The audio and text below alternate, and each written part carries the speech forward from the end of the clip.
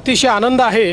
निधी वितरणाची सुरुवात आम्ही कालपासून केली आहे। 1 कोटीपेक्षा जास्त आमच्या भगिनींना, आमच्या लाडक्या बहिणींना त्यांच्या खात्यामध्ये त्या ठिकाणी पैसे मिळतील। लाडकी बहीण योजनेचा नोव्हेंबर महिन्याचा हप्ता सुरू करण्याचे आदेश 5 मिनिटांपूर्वीच मुख्यमंत्री देवेंद्र फडणवीस साहेब यांनी घेतलेले आहे। बघा, 5 मिनिटांपूर्वीच साहेबांनी ऑर्डर दिलेली आहे की लाडकी बहीण योजनेचा हप्ता नोव्हेंबर महिन्याचा हप्ता वाटप करण्याचे आदेश देण्यात आलेले आहेत। पण नोव्हेंबर महिन्याचे पैसे 10 जिल्ह्यात जमा होणार नाही।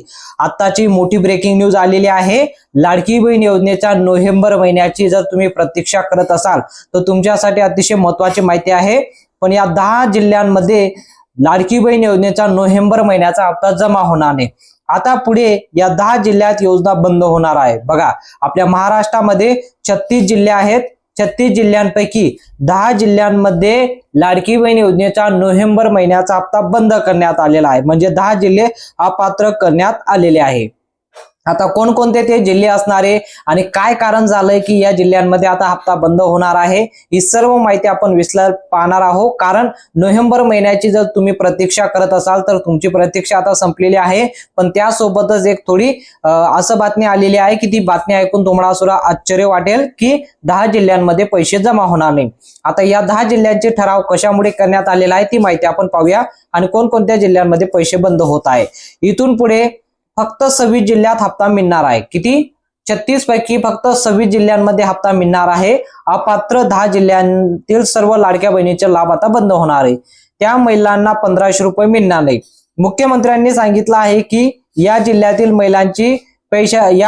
महिलांनी पैशांची वाट पाहू नये। सरकारने या अपात्र जिल्ह्यांची यादी प्रसिद्ध केलेली आहे। आता राज्य शासनाने याची यादी जाहीर केलेली आहे, म्हणजे 10 जिल्ह्यांची नावं दिलेली आहे की या ज्या 10 जिल्ह्यांमध्ये नोव्हेंबर महिन्याचा हप्ता जमा होणार नाही। जर तुम्ही या 10 जिल्ह्यांपैकी राहत असाल तर तुम्ही पैशाची वाट पाहू नका। याचं कारण काय झालेलं आहे ते पाहूया। बघा, काय आले माहिती, जर तुम्ही या 10 जिल्ह्यात राहत असाल तर तुम्हाला हप्ता मिळणार नाही। GR मध्ये या 10 जिल्ह्यांची नावं आली आहेत, ते नाव सुद्धा मी तुम्हाला सांगतो। आता पाहूया कोणकोणत्या जिल्हा अपात्र करण्यात आलेला आहे। सरकारने विशिष्ट कारणांमुळे हा निर्णय घेतलेला आहे। काय कारण आहे? एक विशिष्ट कारण आहे। काही 5 ते 6 प्रकारच्या लाभार्थींना नोव्हेंबर पासून पुढील सर्व हप्ते बंद केले जाणार आहे। आता 5 ते 6 प्रकारचे काही लाभार्थी आहेत, त्यांना नोव्हेंबर महिन्याचा हप्ता आणि इथून पुढे येणारा सर्व हप्ता बंद करण्यात येणार आहे। ती सुद्धा माहिती आपण या व्हिडिओच्या माध्यमातून पाहणार आहोत। बघा, सप्टेंबर महिन्यापर्यंत हप्ते मिळाले असतील त्यांना ऑक्टोबर महिन्याचे देखील हप्ते मिळाले असतील, पण आता पुढे त्यांना नोव्हेंबर महिन्याचा हप्ता दिला जाणार नाही। सरकारने महत्त्वाचा निर्णय घेतलेला आहे। या निर्णयामागे काही गंभीर कारणे आहेत। काही प्रकारच्या महिलांना पुढे हप्ता दिला जाणार नाही आणि यामध्ये काही अनियमित आढळल्याचे स्पष्ट झालेले आहे।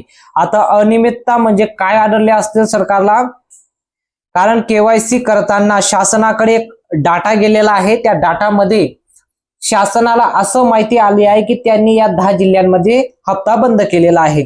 आता काय KYC मध्ये त्यांच्याकडे माहिती आलेली आहे, कोणाचा लाभ बंद झालेला आहे, नोव्हेंबरचा हप्ता येणार नाही अशी चर्चा सुरू झालेली आहे। आणि अशी चर्चा सुरू झालेली आहे ती एका छोट्याशा ट्विटने, एक छोटासा ट्विट आलेला आहे। पण तत्काळ सरकारने GR काढून 10 जिल्ह्यांमध्ये हप्ता कायमचा बंद केलेला आहे। काय झालं होतं?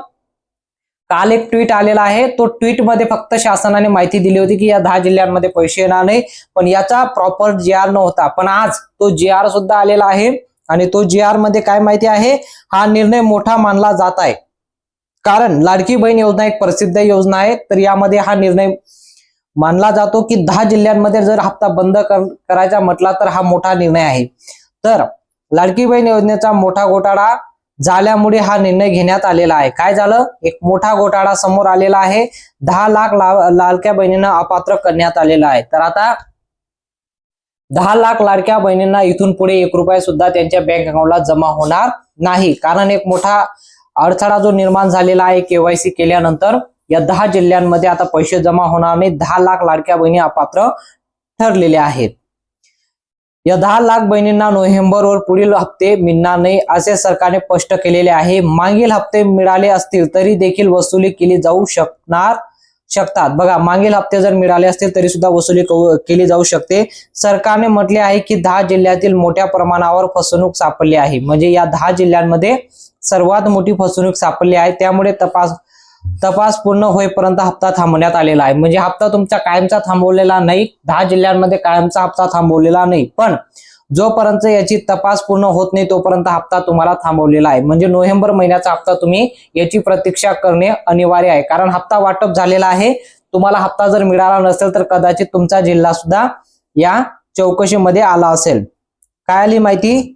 लाडकी बहीण योजनेच्या 14,000 ते 21,000 पुरुषांनी महिलांच्या नावावर फॉर्म भरून लाभ घेण्याचं आढळलेले आहे. आता जी केवायसी झाली बघा, ही जी आता केवायसी झाली, या केवायसी मध्ये काय सापडलं की 14,000 ते 21,000 पर्यंत असे पुरुष सापडले ज्यांनी महिलांच्या नावावर फॉर्म भरून पैसे शासनाकडून त्यांच्या खात्यामध्ये ट्रान्सफर केलेले आहे. अनेकांचे फोटो बदलून महिलांच्या प्रमाणपत्र दाखवण्याचा प्रयत्न केलेला आहे. म्हणजे आता फोटो वगैरे चेंज करून, नावं वगैरे चेंज करून त्यांनी लाभ घेतलेला आहे असं सांगितलं जात आहे. आता बघा, ज्या बहिणींचं योग्य कागदपत्र केवायसी वगैरे व्यवस्थित झाली असेल त्यांनाच लाभ नोव्हेंबर महिन्याचा दिला जाईल, अन्यथा दिला जाणार नाही. 10 जिल्ह्यांमध्ये तर हप्ता बंद करण्यात आलेला आहे. म्हणजे आता खरोखर गरीब, म्हणजे आता लाभ कोणाला दिला होता? पिवळे किंवा केसरी रेशन कार्ड धारकांना लाभ दिलेला आहे.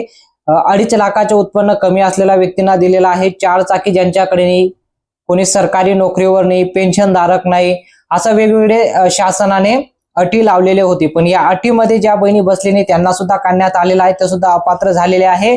आता पूर्ण वेगवेगळे, म्हणजे आता शासनाचे जाहीर होते आणि पुरुषांनी जे लाभ घेतलाय त्यांना सुद्धा या योजनेपासून बाहेर काढण्यात आलंय. परंतु अनियमितांमुळे त्यांना म्हणजे हप्त्यावर विलंब होईल. म्हणजे आता तुम्हाला हा जोपर्यंत केवायसीची प्रक्रिया आता जवळपास 75% म्हणजे 75% पूर्ण झालेली आहे. 25% केवायसी बाकी आहे. ती जोपर्यंत पूर्ण होत नाही तोपर्यंत हप्ता तुम्हाला पेंडिंग दाखवणार आहे. तुम्ही जर या 10 जिल्ह्यांपैकी राहत असाल तर विलंब होणार आहे. आता या जिल्ह्यांची नावं आपण पाहूया. तुम्ही जर या जिल्ह्यांपैकी राहत असाल तुम्हाला हप्ता पेंडिंग दाखवणार आहे. तर जिल्ह्यांची नावं इथं पाहू शकता तुम्ही.